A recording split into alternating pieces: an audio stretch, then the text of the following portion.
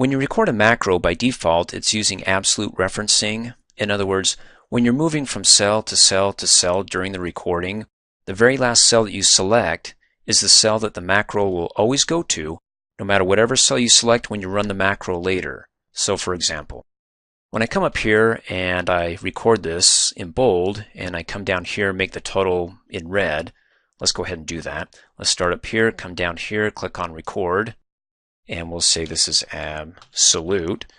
And let's do Control-Shift-M and click OK. So we got the cell selected. Let's select bold and come down here, and that's the very last cell in the recording, and come up here and make it red. That when I come down here and click stop and I come over here and I'm like, oh, let me go ahead and run the macro. So it makes Q2 in bold and then 2000 in red. So Control-Shift-M, it goes back to cell B9. Why? Because that's absolute referencing. Again, the very last cell that you select during the recording, no matter whatever cell you go to run the macro, it'll always go back to. And so if I come over here to Q3, it'll make it bold but go back to cell B9 and so on. And that's the default, again, absolute referencing when you record your macro. Now if you want to keep it relative, you actually have to turn it on.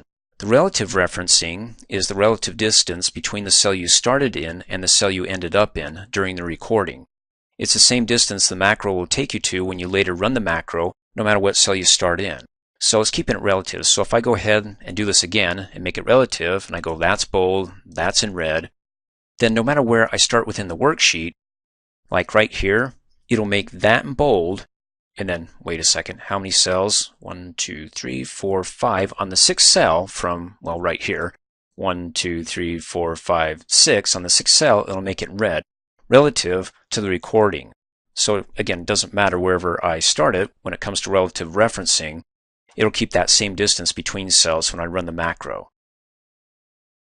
And before I go ahead and click record, we need to come up here and click on the Developer tab, which by the way, if you don't have it on the ribbon, go ahead and right click anywhere on the ribbon and go down to Customize the ribbon.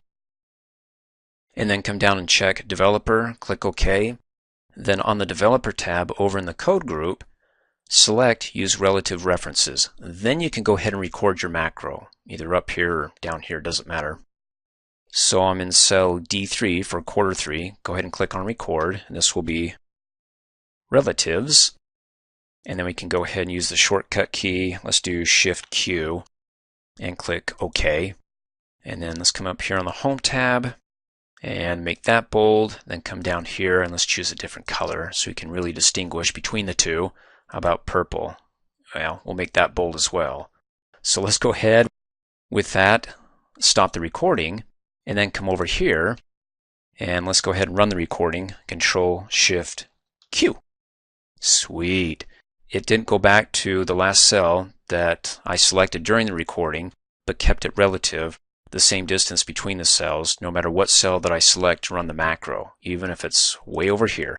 Control-Shift-Q.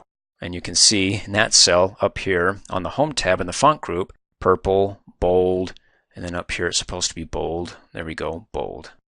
Now I don't use relative references a lot, so I want to make sure that I turn it off.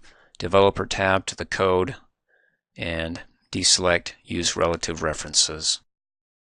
Thanks for watching. Hey, as a quick reminder, if you like my video, please give it a thumbs up. You can also click on me and subscribe to my channel, get notified of the latest videos, and for only $2 a month, you can have access to all my Microsoft Office training videos.